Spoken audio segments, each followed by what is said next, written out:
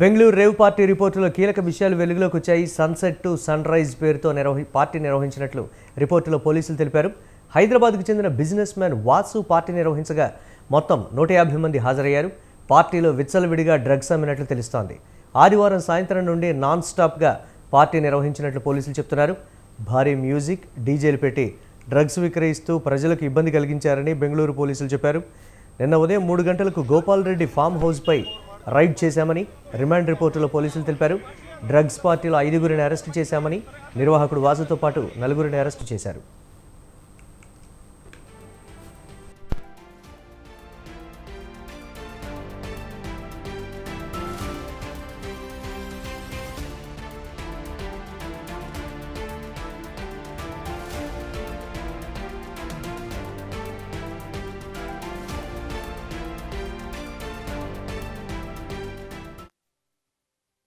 అది fake news అండి. ನಮ್ಮವ್ರು ಮಾಡ್ಕೊಡ್ರಪ್ಪ. ನಮ್ಮವರು ಕೆಲವೊಂದಷ್ಟು ಮಂದಿ ಎಸ್ಕೇಪ್ ಆಗಿರುವಂತದ್ದು, ಅವರ ಬಗ್ಗೆ ಮಾಹಿತಿ ಕಲಾಕುವಂತ ಕೆಲಸವನ್ನು ಕೂಡ ಅಧಿಕಾರಿಗಳು ಮಾಡ್ತಿದ್ದಾರೆ. ನೋಡ್ತಾ ಇರಬಹುದು ಈಗ ವಿಜುವಲ್ಸ್ ನಲ್ಲಿ ಅಧಿಕಾರಿಗಳು ಪರಿಶೀಲನೆ ಕೂಡ ನಡೆಯುತ್ತಾರೆ. ಕಳೆದ ಕೆಲವು ವರ್ಷಗಳಿಂದಲೂ ಕೂಡ ಬೆಂಗಳೂರಿನಲ್ಲಿ బెంగళూరు రేవ్ పార్టీపై పోలీసులు కేసు నమోదు చేశారు. రేవ్ పార్టీలో దొరికిన వీఐపీల పేర్లను ఎఫ్ఐఆర్లో అధికారులు చేర్చకపోవడం చర్చనీయాంశంగా మారింది. 100 నుంచి 150 మంది గుర్తు తెలియని వ్యక్తులను పట్టుకున్నామని బెంగళూరు పోలీసులు ఎఫ్ఐఆర్లో తెలిపారు. అయితే రేవ్ పార్టీలో తెలుగు, తమిళ, కన్నడ సినీ నటులు, రాజకీయ, వ్యాపారవేత్తలను పట్టుకున్నారు. ఎండిఎంఏ డ్రగ్స్, గంజాయితో పాటు 20కి పైగా లగ్జరీ కార్లను పోలీసులు స్వాధీనం చేసుకున్నారు. ఇదే అంశానికి సంబంధించి మరిన్ని అప్డేట్స్ మా కరెస్పాండెంట్ పవన్ లైవ్ ద్వారా అందిస్తారు. ఓ టు యు పవన్.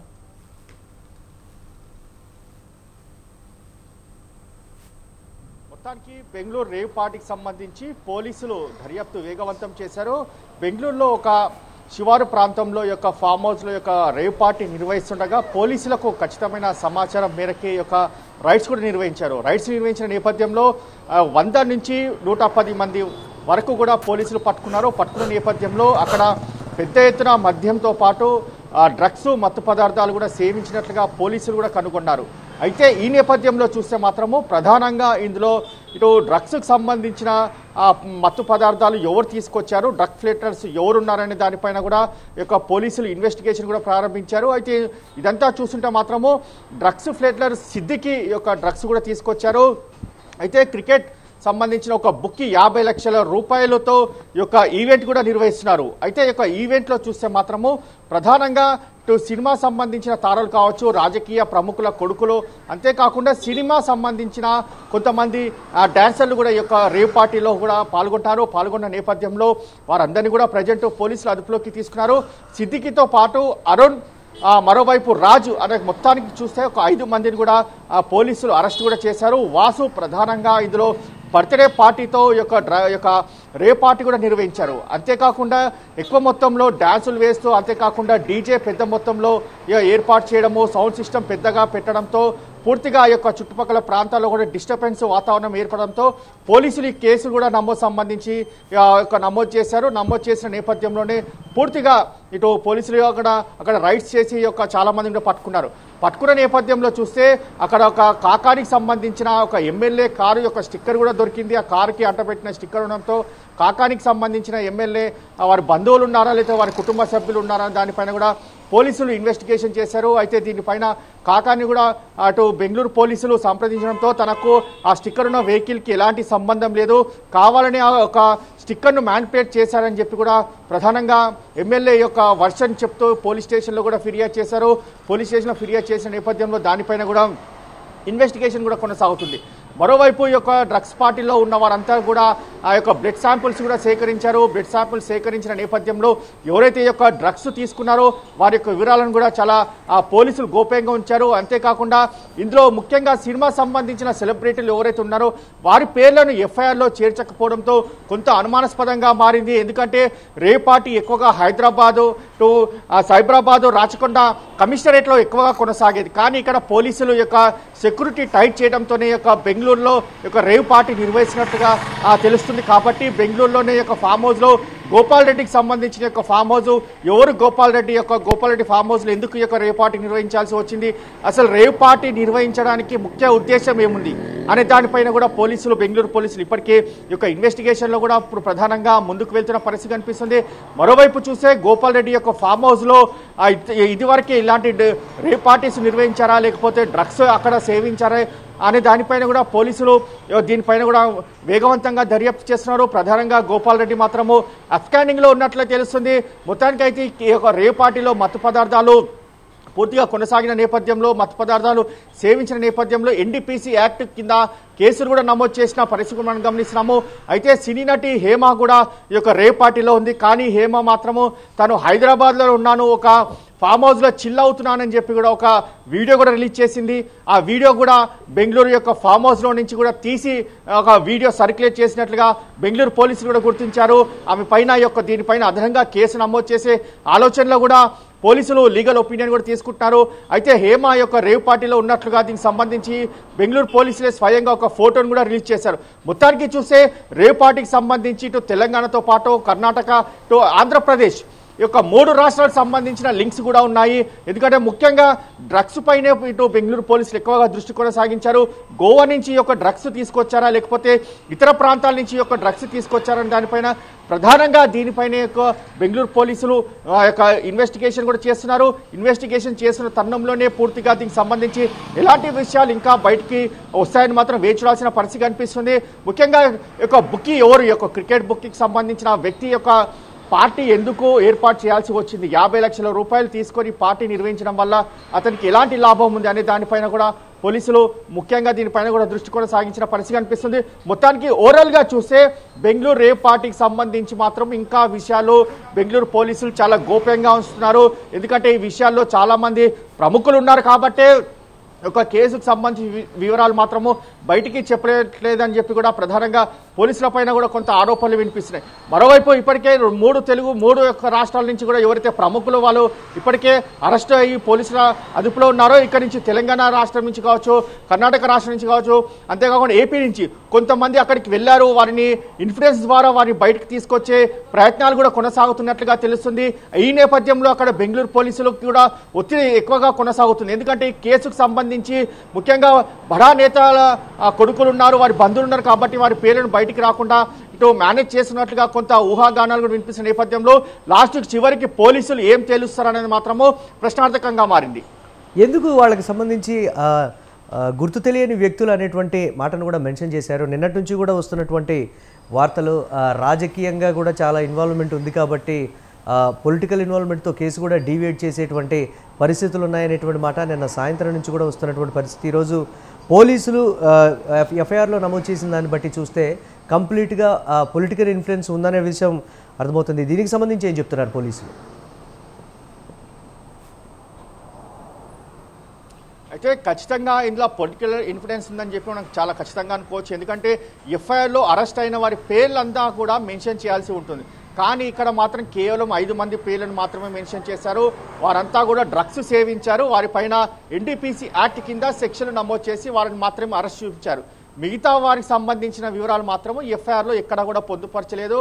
ఆ యొక్క పొందుపరచకపోవడంతోనే దీనిపైన పూర్తిగా ఆరోపణలు కూడా వస్తున్నాయి. ఎందుకంటే ఇటు సినిమా సంబంధించిన ప్రముఖులు కావచ్చు, అంతేకాకుండా రాజకీయ నాయకుల ప్రముఖులు కావచ్చు, వ్యాపార సంబంధించిన ప్రముఖులు వీరంతా కూడా ఉన్నట్లుగా ఇప్పటికే దీనిపైన కథనాలు వచ్చిన నేపథ్యంలో పోలీసులు వారి పేర్లను ఎందుకు పొందుపరచలేదు దానిపైన కూడా కొంత ఊహాగానాలు కూడా వినిపిస్తున్నాయి. ఎందుకంటే రాజకీయ ఒత్తిడి నేపథ్యంలోనే ఈ కేసు నుంచి కూడా వారిని పక్కదోవ పట్టించేందుకు కూడా దీనికి సంబంధించి పూర్తిగా నడుస్తుంది అనేది మాత్రము ఇటు ప్రజల నుంచి కూడా పెద్ద ఎత్తున ఆరోపణలు కూడా అంటే పెద్ద ఎత్తున పోలీసుల పైన విమర్శలు కూడా వస్తున్నాయి. కాబట్టి దీనిపైన బెంగళూరు పోలీసులు ఇంకా దర్యాప్తు చేస్తున్నాము. దర్యాప్తులో అన్ని విషయాలు వెల్లోకి వస్తాయి. ఒక్కొక్కటిగా దర్యాప్తు చేయాల్సి ఉంటుంది. ఎందుకంటే ఎవరెవరి యొక్క పార్టీలో పాల్గొన్నారు, వారు ఏ సమయంలో వచ్చారు, దాని తర్వాత మద్యం సేవించారా, మద్యం సేవిస్తే ఎలాంటి మద్యం సేవించారు, డ్రగ్స్ సంబంధించిన విషయంలో ఎలాంటి డ్రగ్స్ సేవించారు అనేది మొత్తానికి అందరినీ కూడా ఇన్వెస్టిగేషన్ చేయాల్సి ఉంటుంది. కాబట్టి కొంత సమయం పడుతుంది అనేది మాత్రం ప్రధానంగా ఇటు బెంగళూరు పోలీసులు చెప్పుకొస్తున్న వర్షన్ కనిపిస్తుంది. కానీ ఇందులో చూస్తే మాత్రం ప్రధానంగా అందరి పేర్లు ఎందుకు మెన్షన్ చేయలేదని మాత్రము ఇటు పోలీసుల నుంచి కూడా పూర్తిగా దీనికి సంబంధించి వారిపైన ఆరోపణలు వస్తున్న పరిస్థితి కనిపిస్తుంది. మొత్తానికి లాస్ట్ చివరిగా పోలీసులు ఇన్వెస్టిగేషన్ చేసిన దాని తర్వాత ఎవరెవరి పేర్లను మెన్షన్ చేస్తారు, సినీ నటి హేమ కూడా తెరపైకి వచ్చిన పరిస్థితి కనిపిస్తుంది. ఇప్పటి వరకు కూడా ఆమె పేరు కూడా అందులో మెన్షన్ చేయలేని పరిస్థితి కనిపిస్తుంది. మొత్తానికి చూస్తే పోలీసులు ఇన్వెస్టిగేషన్ సజావుగా కొనసాగుతుందా లేక పక్కదారి పడుతుందా అనేది మాత్రము వేచి చూడాల్సిన పరిస్థితి కూడా కనిపిస్తుంది. ఈ రోజు సాయంత్రం వరకు కూడా ఒక క్లారిటీ ఇస్తామని చెప్పి కూడా బెంగళూరు పోలీసులు కూడా చెప్తున్న పరిస్థితి కనిపిస్తుంది. సాయంత్రం దాని తర్వాత పోలీసులు ఎలాంటి క్లారిటీ ఇస్తారు, ఒక ప్రెస్ నోట్ రిలీజ్ చేస్తారా లేకపోతే ప్రెస్ మీట్ పెట్టి ఇందులో ఉన్న వివరాలు మినిట్ టు మినిట్ ఏం జరిగింది అనేది మాత్రము చెప్తారా అనేది మాత్రం వేచి చూడాల్సిన పరిస్థితి కనిపిస్తుంది. రైట్, దీనికి సంబంధించి ఏం చెప్తున్నారంటే ప్రముఖులకు సంబంధించి కావచ్చు లేకపోతే ఇతరత్రా వారి పేర్లకు సంబంధించి కావచ్చు, ఇక్కడ ఉన్నటువంటి పోలీసు అధికారులతో లేకపోతే ఇక్కడ ఉన్నటువంటి ఇంటెలిజెన్స్ డిపార్ట్మెంట్తో ఏమైనా కోఆర్డినేట్ చేసి దానికి సంబంధించినటువంటి వివరాలు కానీ లేకపోతే ఇతరత్రా నిన్న చాలామంది వరకు కూడా పేర్లు బయటకు వచ్చినటువంటి పరిస్థితి, కానీ అందులో ఉన్నది మేము కాదు అని కూడా వారు చెప్పినటువంటి పరిస్థితి. వారు వీడియోలు కూడా రిలీజ్ చేసి చాలా క్లియర్గా క్లారిటీ ఇచ్చారు. ఇంకా అక్కడే ఉన్నారు అనేటువంటి అనుమానం ఉన్నటువంటి వ్యక్తులు కావచ్చు, వీరంతా కావచ్చు బయటకు వచ్చి మాట్లాడుతున్నటువంటి పరిస్థితులు కూడా మనం చూస్తున్నాం. అసలు అక్కడ పరిణామాలు ఎలా మారుతున్నాయనే దానికి సంబంధించి మీ దగ్గర ఏమైనా అప్డేట్స్ ఉన్నాయి మేడం?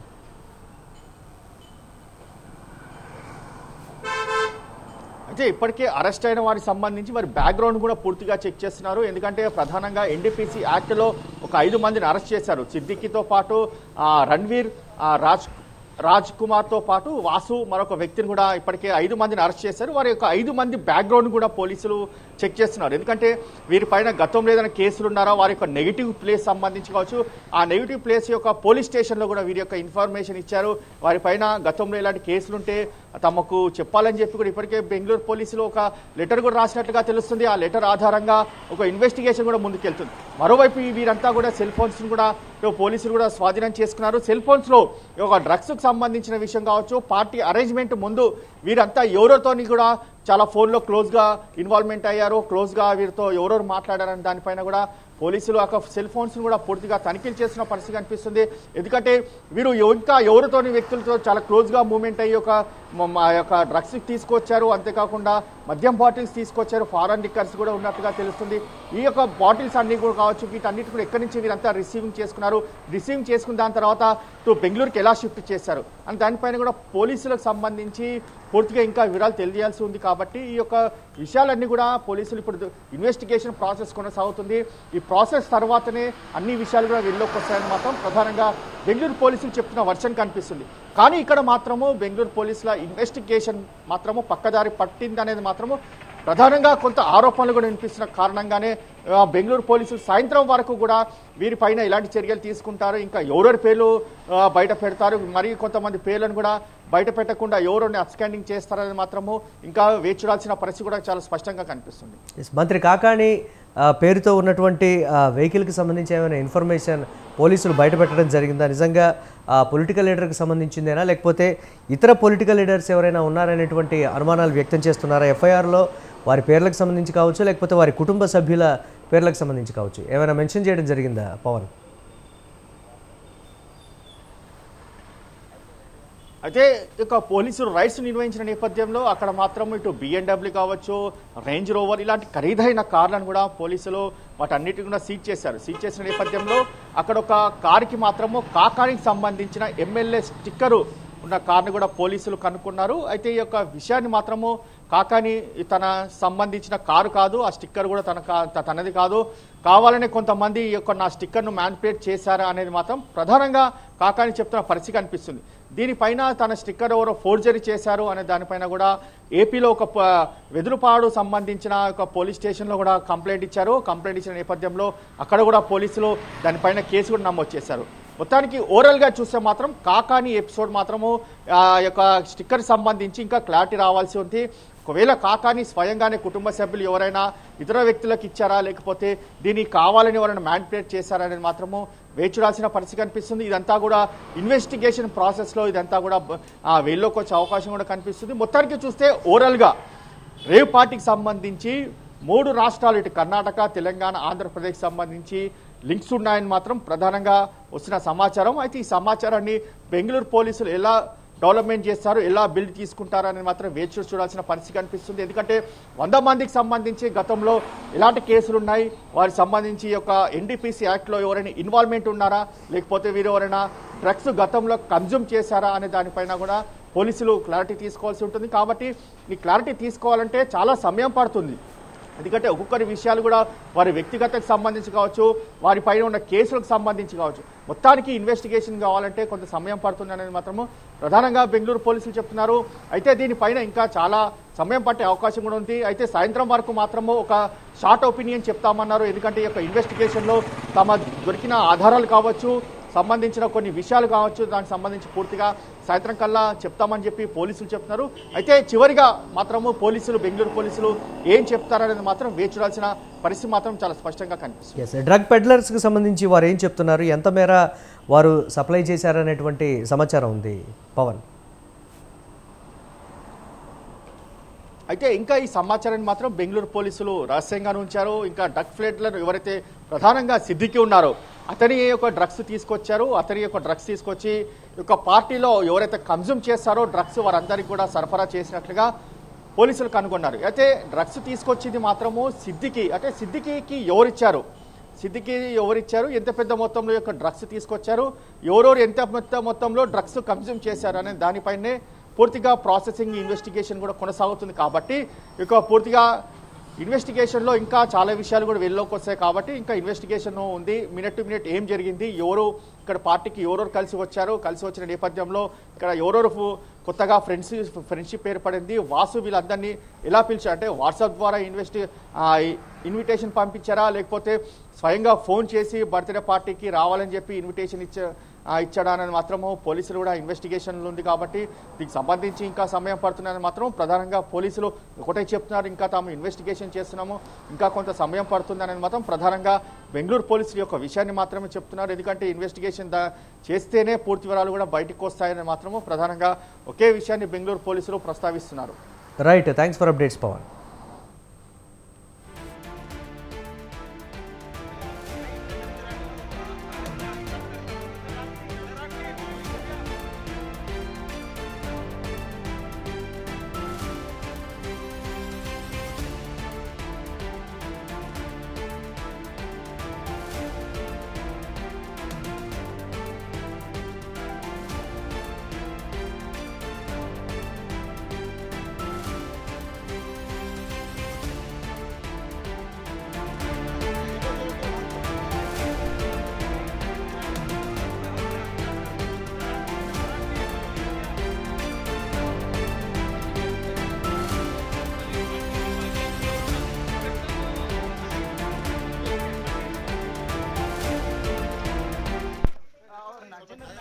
బెంగళూరు రేవ్ పార్టీలో మరో ట్విస్ట్ ఏర్పడింది. రేవ్ పార్టీలోని ఓ కారుపై కాకాణి స్టిక్కర్ ఉండటం కలకలం రేపింది.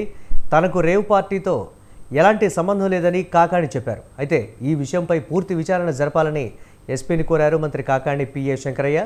వేదాయపాలెం పోలీస్ స్టేషన్లో పలు సెక్షన్ల కింద కేసు నమోదు చేశారు.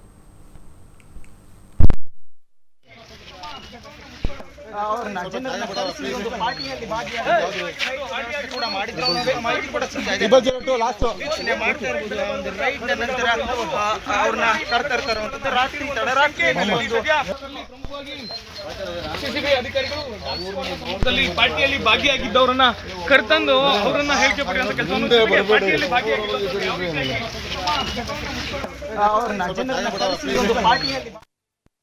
బెంగళూరు రేవ్ పార్టీ రిపోర్ట్లో కీలక విషయాలు వెలుగులోకి వచ్చాయి. సన్సెట్ టు సన్ రైజ్ పేరుతో నిర్వహించినటువంటి ఈ పార్టీలో మరో ట్విస్ట్ ఏర్పడింది. రేవ్ పార్టీలోని ఓ కారుపై కాకాణి స్టిక్కర్ ఉండటం కలకలం రేపింది. తనకు రేవ్ పార్టీకి ఎలాంటి సంబంధం లేదని కాకాణి చెప్పారు. అయితే ఈ విషయంపై పూర్తి విచారణ జరపాలని ఎస్పీని కోరారు మంత్రి కాకాణి పిఏ శంకరయ్య. వేదాయపాలెం పిఎస్ పలు సెక్షన్ల కింద కేసు నమోదు చేశారు. ఇదే అంశానికి సంబంధించి మరిన్ని అప్డేట్స్ మా కరెస్పాండెంట్ సునీల్ అందిస్తారు. సునీల్, కాకాణి పిఏ ఏమని కంప్లైంట్ చేశారు, దీనికి సంబంధించి అప్డేట్స్ ఏంటి?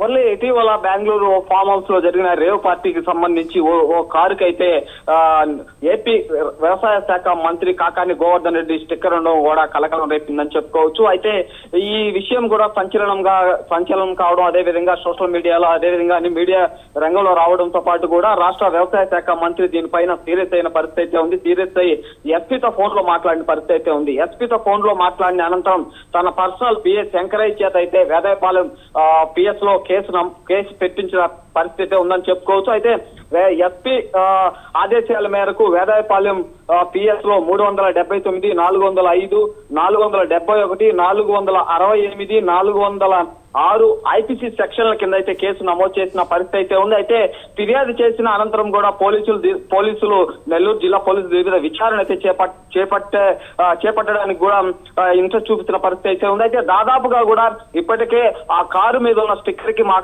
మాకు సంబంధం లేదు, మాకు తెలియకుండా ఫేక్ స్టిక్కర్ చేసుకుని ఆ కారుకి వేసుకున్నారు, ఆ కారుకి మాకు ఎలాంటి సంబంధం లేదని కూడా పోలీసులకు ఇచ్చిన ఫిర్యాదులో కాకాని గోవర్ధన్ రెడ్డి పిఎస్ శంకరయ్య అయితే తెలిపిన పరిస్థితి అయితే ఉంది. అయితే దీని మీద విచారించి అనంతరం ఈ స్టిక్కర్ ఎలా వచ్చిందనే సమాచారం అయితే కాకాని గోవర్ధన్ రెడ్డికి త్వరలోనే పోలీసులు తెలుస్తామని కూడా చెప్పిన పరిస్థితి అయితే ఉంది. అయితే ఏదేమైనప్పటికీ కూడా ఈ బెంగళూరు జరిగిన రేవ్ పార్టీకి సంబంధించి నెల్లూరు జిల్లా అదేవిధంగా రాష్ట్ర వ్యవసాయ శాఖ మంత్రి కాకాని గోవర్ధన్ రెడ్డి స్టిక్కర్ ఉండడం కూడా సంచలనంగా మారిందని చెప్పుకోవచ్చు. Murali, right, thanks for updates Sunil. CCB ಅಧಿಕಾರಿಗಳು ಪಾರ್ಟಿಯಲ್ಲಿ ಭಾಗಿಯಾಗಿದ್ದವರನ್ನ ಕರೆತಂದು ಅವರನ್ನ ಹೇಳಿಕೆ ಪಡೆಯುವಂತ ಕೆಲಸವನ್ನು ಪಾರ್ಟಿಯಲ್ಲಿ ಭಾಗಿಯಾಗಿದ್ದಾರೆ.